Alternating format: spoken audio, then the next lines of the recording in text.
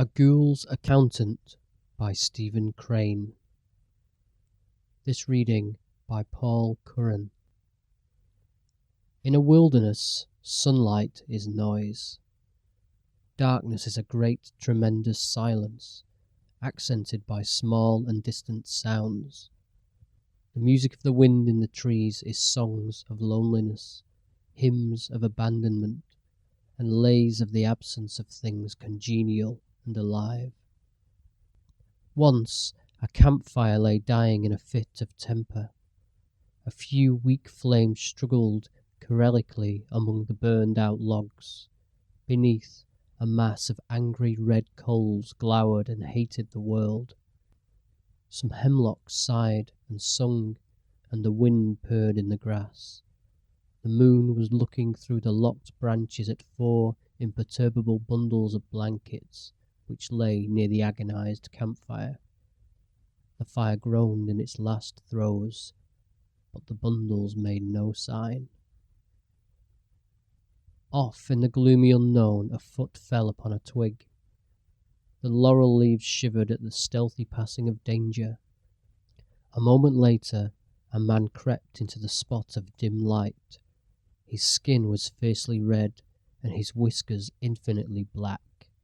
He gazed at the 4 passive bundles, and smiled a smile that curled his lips and showed yellow, disordered teeth. The campfire threw up 2 lurid arms, and quivering, expired. The voices of the trees grew hoarse and frightened. The bundles were stolid.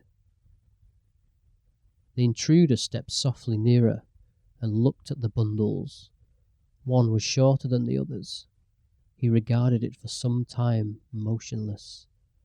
The hemlocks quavered nervously, and the grass shook. The intruder slid to the short bundle and touched it. Then he smiled. The bundle partially upreared itself, and the head of a little man appeared. "Lord," he said. He found himself looking at the grin of a ghoul condemned to torment.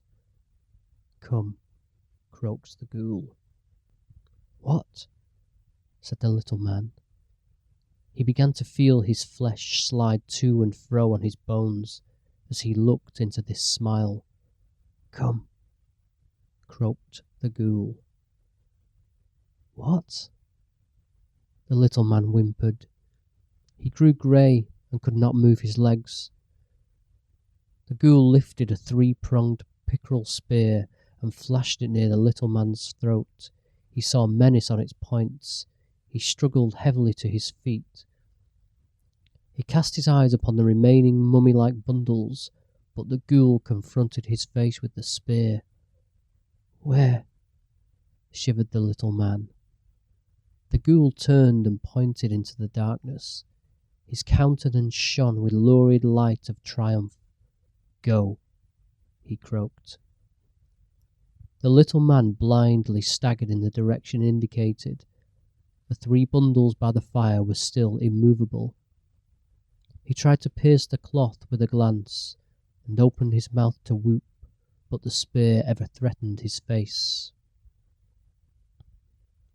The bundles were left far in the rear, and the little man stumbled on alone with the ghoul.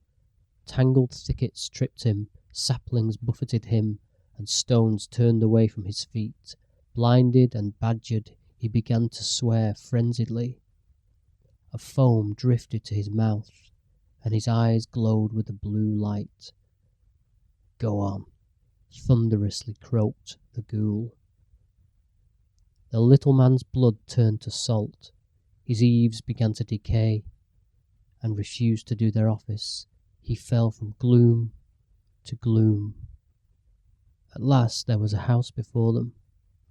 Through a yellow-papered window shone an uncertain light. The ghoul conducted his prisoner to the uneven threshold and kicked the decrepit door. It swung, groaning back, and he dragged the little man into a room.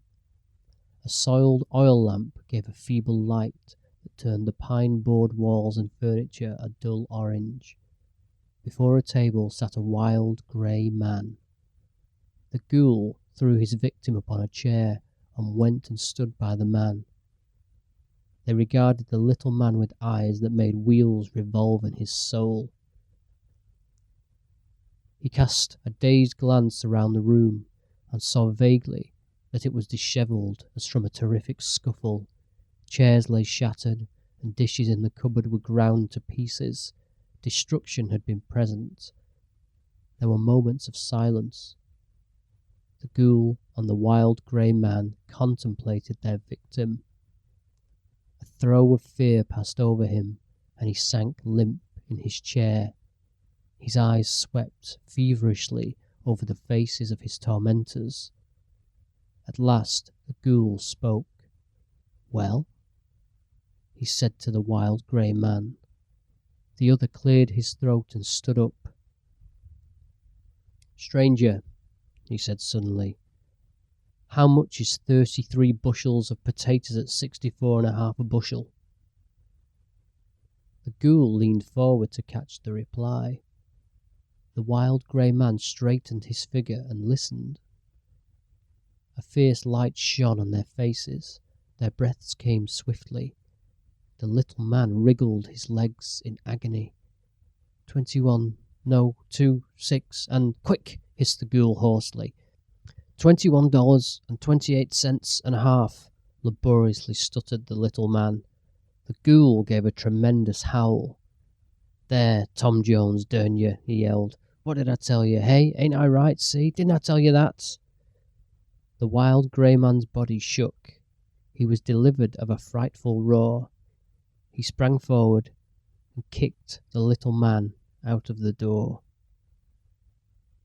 The end of A Ghoul's Accountant by Stephen Crane.